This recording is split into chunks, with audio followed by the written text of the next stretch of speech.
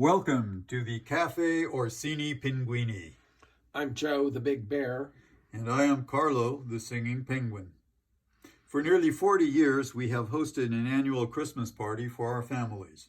We bake the traditional Christmas pastries of Carlo's Italian family and my Midwestern family. And we'd like you to join us.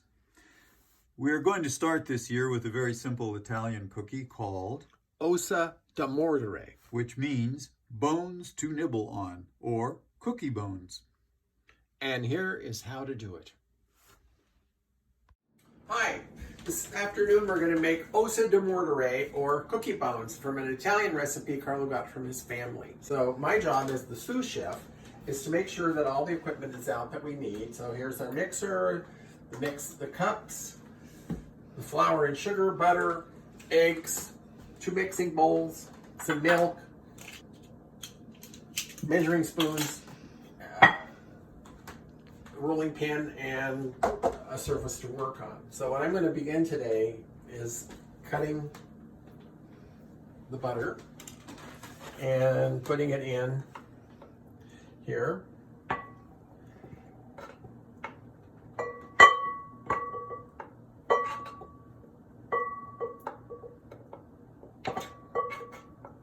So that Carlo can cream it later. Okay. And then a cup of sugar. That was 1 cube of butter.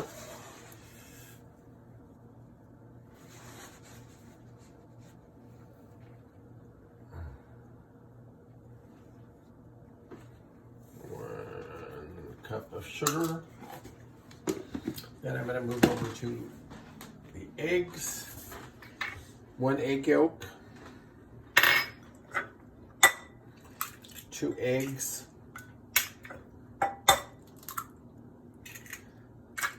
and now we are ready for Carlo to begin his work. And the last thing I have to do is turn on the oven.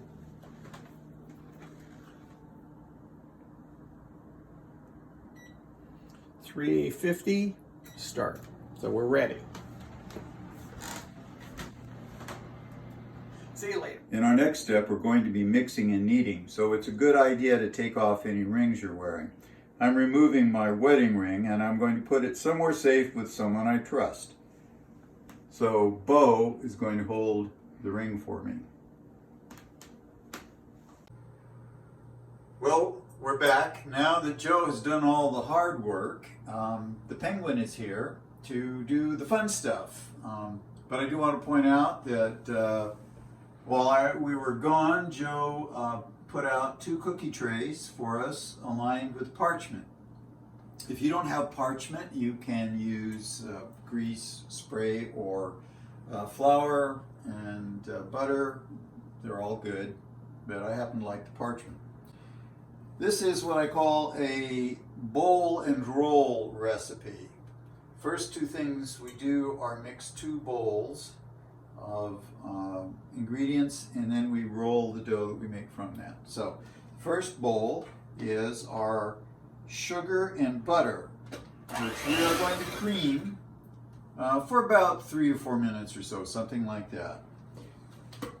The dough will, the butter and cream doesn't have to be really smooth.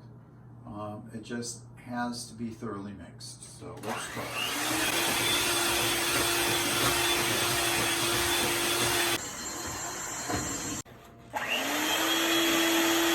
Okay, now I said 1.5 cups flour. It's actually 2.5 cups flour. And I normally add a little bit first and finish it off. So here's the 2nd cup of flour, total 2.5 cups. All right. Now, if I haven't confused you now, I'll try harder later. So let's mix this.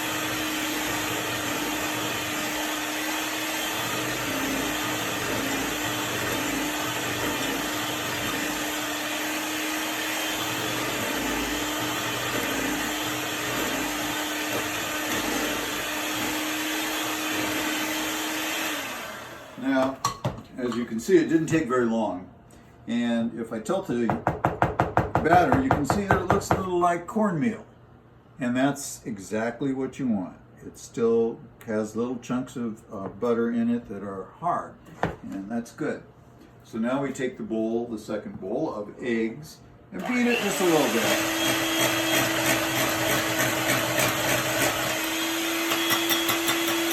We're not trying to whip them, just mix them. And we add the eggs to the dry ingredients.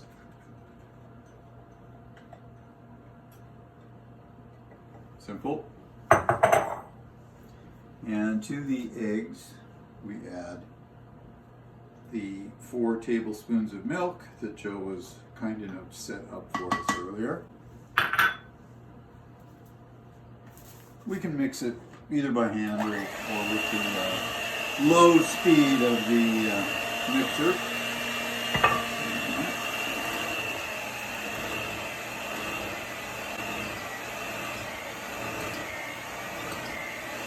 It starts off looking too dry, but it isn't. Just keep going gently, and it will all come together.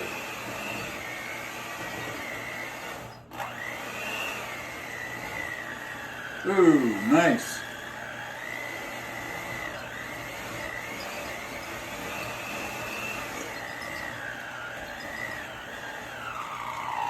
Okay, I'm covering it. I'm trying to get the blades clean. I don't want to waste any of that nice dough. So here, let me use my just freshly washed fingers to get the delicious dough off of the blades here and onto the bowl.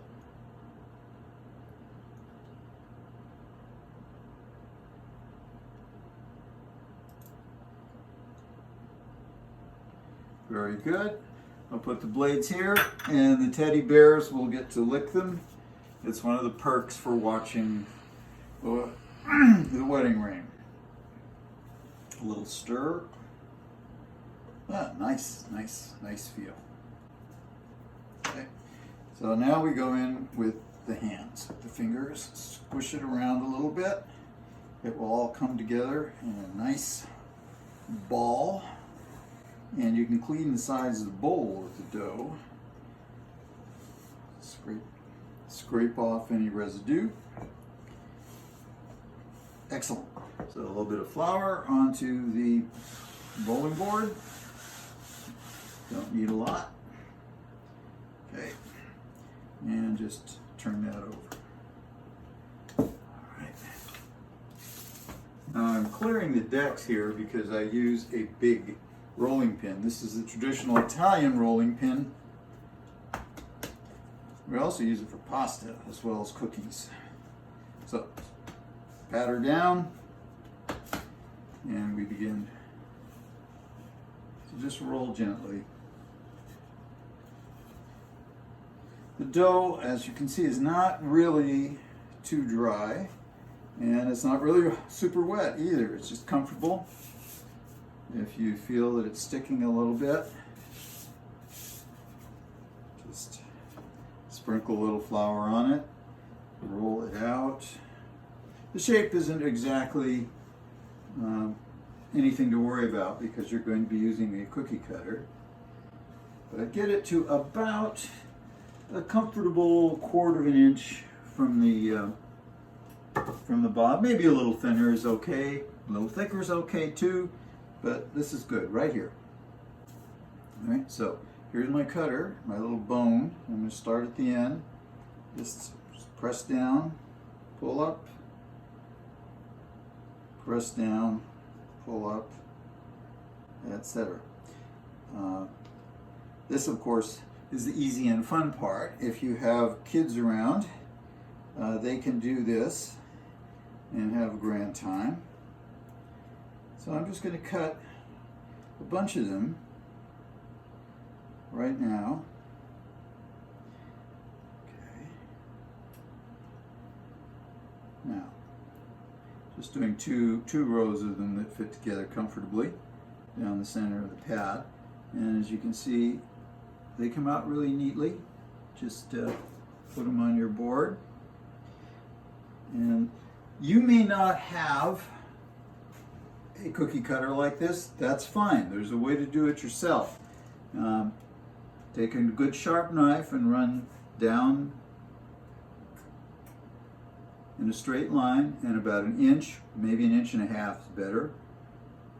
Parallel to that, cut another line.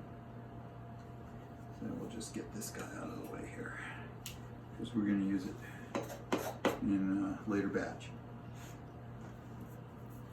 And cut a segment that's about 3 inches, maybe almost 4 long, like that. And on each side, cut a 1/2 inch deep straight in, and you just pull out those edges, and it looks a little weird now, but when you bake it, it looks like a bone. It's a more rural and less urban bone. That is also a traditional way of making these things. By the way, it's not just, penguin fancy.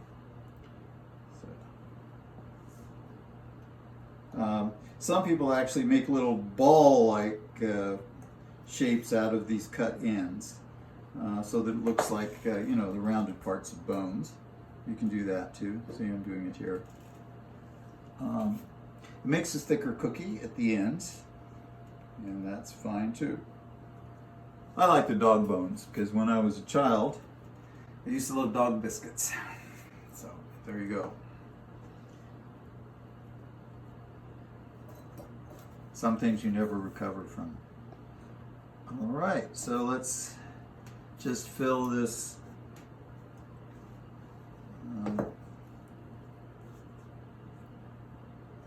cookie sheet. All right, I'm just about finished putting the first batch of cookies onto the cookie tray. And Joe will pop them in the oven. And while they're baking, we'll fill another tray or so, maybe 2.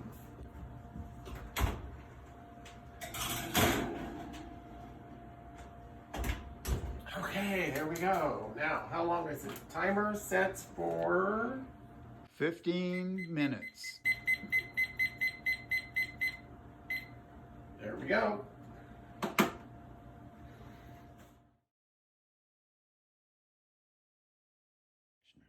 Well, happy breakfast from the Caffe Orsini Pinguini. Yesterday we made our cookie bones, and today I'm going to dip it in my coffee. For breakfast, it's delicious. It's also delicious in red wine for afternoon delights.